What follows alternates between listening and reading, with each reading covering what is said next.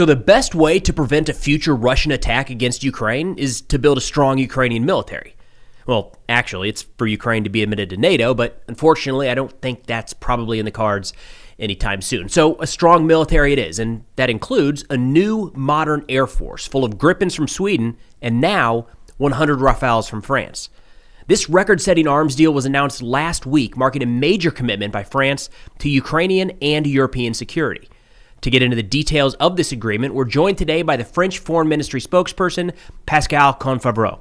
We get into why this was announced now, what all is included in the deal, and what to expect in terms of the delivery timeline. Thank you so much to Pascal for taking the time, and to the French Ministry of Foreign Affairs for coordinating this discussion. And with that, let's get to the conversation. All right, Pascal, thank you so much for taking the time to talk to us, sir. There's a big announcement. Hi, Preston. Great big announcement that came out a couple days ago. Big for France, big for Ukraine, big for NATO, big for a lot of the Western world here. Can you fill us in on what happened? What's the big news? The big news was the visit of President Zelensky in Paris. It was the 9th time he was coming, and there was a big agreement on the military part and the military support, which was actually in two directions. The first was the delivery of up to 100 Rafale fighter jets, which are the top of the pop French fighter jet that your audience knows, and also some deliveries of some ground-air system, of some drones, of some anti-drones systems, so which were in the short term.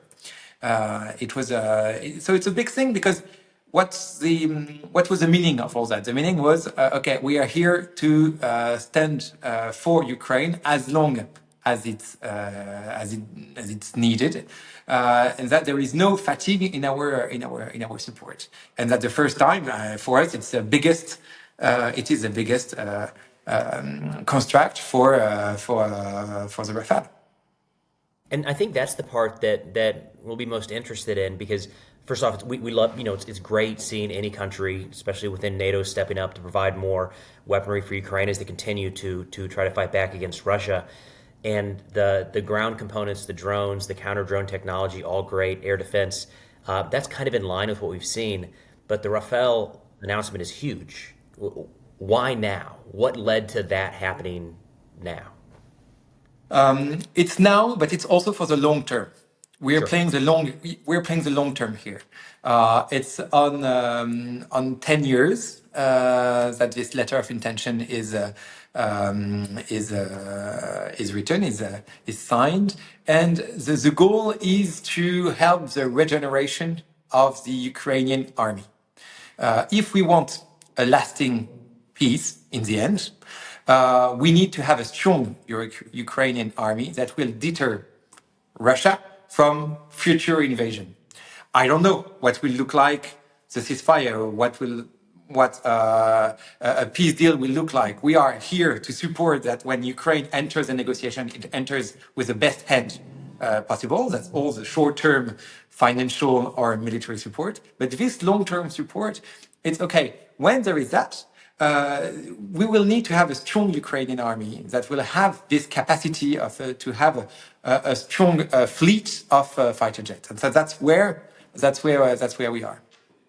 Now, I have to imagine that Ukraine was looking around at a handful of different options. We know they've considered and have used the U.S.-made F-16. They just made an announcement a few weeks ago of, I believe it's Sweden, their Gripen fighter. So they're looking for these platforms. It seems like France stepped up here and wanted to.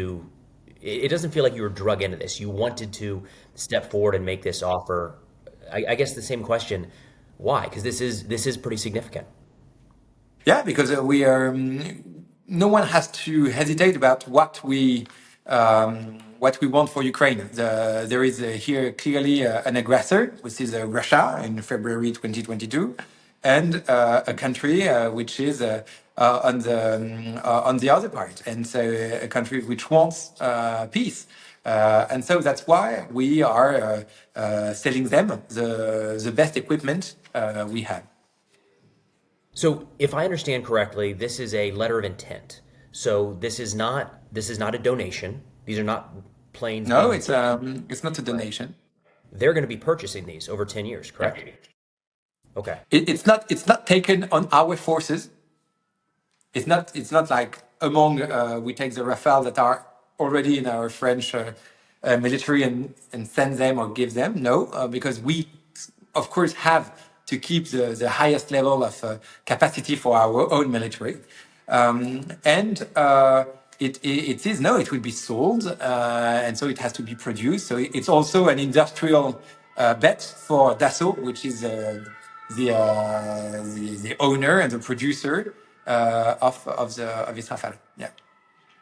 So if it's a letter of intent and the purchase is being made by Ukraine, I'm guessing that there's not a set timeline we can go off of now. Really, it's just over a 10-year period. There's not probably a good way to estimate when the first aircraft would arrive in Ukraine, or is there? Yeah, no, it's too soon to tell yet. They will now. So you know how it works. Now you have first a letter of intention, which is already a real agreement, and then you'll have the contract, the commercial contract, coming in a few. I cannot say exactly when, but they have to agree on different parameters, more precise parameters, and so it will come indeed in the years to come in this 10-year span. And but just to answer also on your because you said why now? Because something that it's important to also know for your audience in the US is that behind Ukraine, it's European security. In the end, it's not a faraway fight. It's not a faraway war that is happening there. I remember in February 2022, or when I was in Paris, you could. It was part of your weekends to go in Kiev or in Odessa. I mean, it was possible. It was part of the new destinations that were cool to go there. And now it's really where you have been. You can be hit by missiles or by drones. It's a war place. So it's really in our vicinity. And so that's why we take this very seriously. It's a fact that the war has come back on our continent for the first time now since the end of the Second World War. So support for Ukraine and sentiment for support for Ukraine is constantly shifting around the world. In the United States, I think we've seen public sentiment decrease a little bit in terms of wanting to provide more of anything. This being the biggest delivery. I mean, this is a big arms deal for France, big deal arms deal for anybody. But it's such a big deal here. How is that being received generally by the French population? We still have, and once again, also because people understand what I was what I was telling you is that we still have a very strong support for Ukraine in France and in Europe.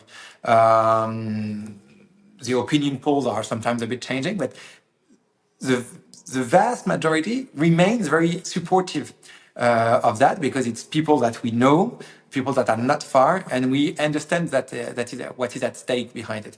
Which is even more interesting is that we are hit by Russian disinformation or Russian hybrid threats. Quite often, it can be cyber threat. It's also disinformation. We do have in Paris some disinformation or some manipulation of information by the Russians, which are very clear. I don't know if you had seen that. It was 2 years ago. There were some operatives that had painted on some walls some David stars in blue.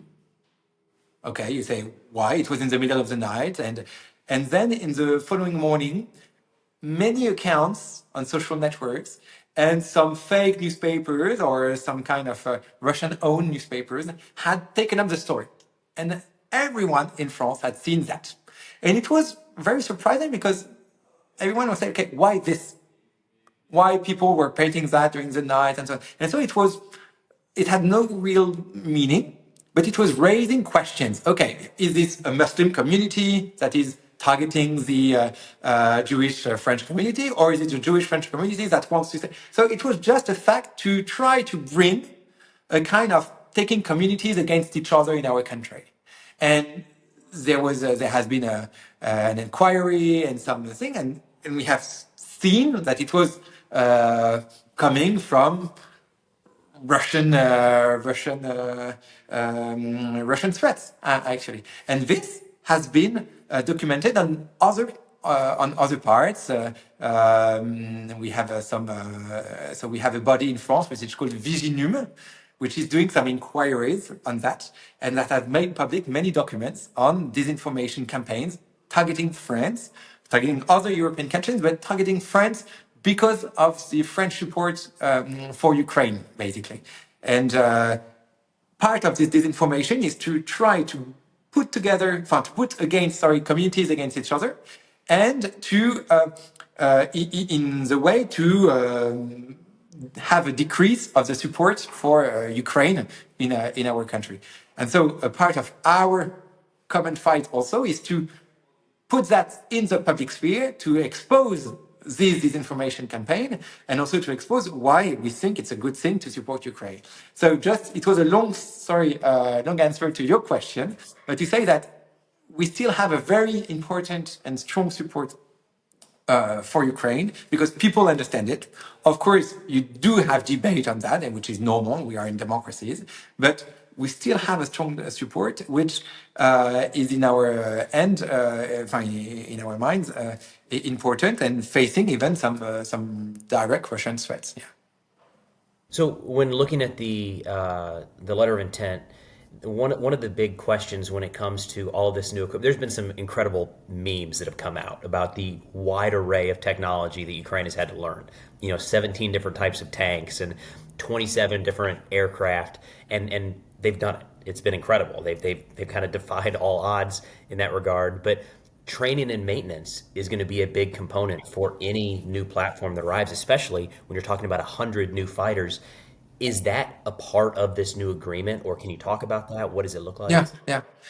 They will come with armaments and with everything, because you cannot sell for this type of thing. It's a plane that they don't have. It's a technology that they don't have. So you have, of course, to have a training, to have some pilots that will be able to fly them. So of course, and the deal comes also with all the armaments. But it makes me think of your question, and makes me think of something else. Was that the Ukrainians have learned also so much in this conflict, and a place where they have learned so much is a drone. They see the tactics, they see the evolution, they see the innovations. Sometimes with small drones, sometimes with bigger ones. And during this trip of President Zelensky in Paris on Monday, there was this big deal of the 100 Rafale that clouded all the rest. But there was also another meeting of the two drone industries, Ukrainian and French industries, to fund first, to also put together people that were innovating in the technologies, and also to put operators, because we do also have, as French, capacities to learn from them on how they operate, what they need, and we can help them in stepping up their industry and producing these drones in the future. So there was an important meeting that was co-headed by the two presidents, by President Zelensky and President Macron, at the Elysee on Monday afternoon. That was specifically on the drones universe, putting VC, industrials, and operators on together. Does that maybe mean French production in Ukraine, or is that something they're gonna? Yeah, there are definitely the things that we will explore with them on that. Yeah, I cannot be more specific. Some of the companies are listed and so on, but yeah. That's really big. You're right. That did get buried in the. It's 100 brand new fighter jets. It's going to get buried, so that's going to be the headline. That's huge. And look, you made a great point. Ukraine is learning so much, and they're kind of the tip of the spear of so many of these things. We have a lot to learn. United States, France has a lot to learn when it comes to some of these new technologies. So good on you guys for tapping into that and kind of driving that partnership. So what should we watch for here? Again, letter of intent. What should we keep an eye out for in the next maybe couple months for this deal to continue moving forward? You should watch for at the European level in the next months. There will be some we are working in this direction to have some financial mobilization for Ukraine, in support of Ukraine. So we are at the European Union level. There is a project of what we call a reparation loan, which is a loan of 140 billion euros, which are granted in a way on the Russian frozen assets. There is a line now. It's not done yet because we want it to be very compliant to international law. So we don't want to have a kind of confiscation of these assets. So we have to work on this part. We also have to work on the financial impact it could have on the different countries. But there is, in our discussion, we think there is a way to find a solution on that. And this 140 billion euros, it would cover 2 to 3 years of Ukrainian needs, both civilian and military needs in terms of, and so these are so it's an important thing because it will fund different projects that the Ukrainian have, and on this fund we are trying to advance with the member states on that. So this should be in the next month there is a European Council. The European Council is all the heads of state of the 27 member states that meet in Brussels. So it will be on the agenda. Excellent. We'll keep an eye out for that. Pascal, thank you so much. Thank you, Preston, for inviting me. Absolutely, sir. Thank you. So thank you again so much to Pascal for taking the time and to the French Foreign Ministry for helping organize this conversation. This is a really, really big announcement that I feel like is going to kind of slip through the cracks because just a couple days ago, of course, we all of a sudden had this peace deal and negotiations are on or off. What does it mean and all of that? But regardless of where those conversations go, a strong Ukrainian military is going to be necessary to ensure their security and sovereignty going forward. So, we just had the announcement from Sweden talking about Gripens to Ukraine, and we blink, and France is all of a sudden stepping forward, committing their largest arms deal ever, 100 Rafales to Ukraine over the course of the next 10 years. That is a serious commitment, and I love seeing it. I think it's great seeing our European allies come forward like this. But that's all we got for now. Thanks for watching, and I'll see y'all next time.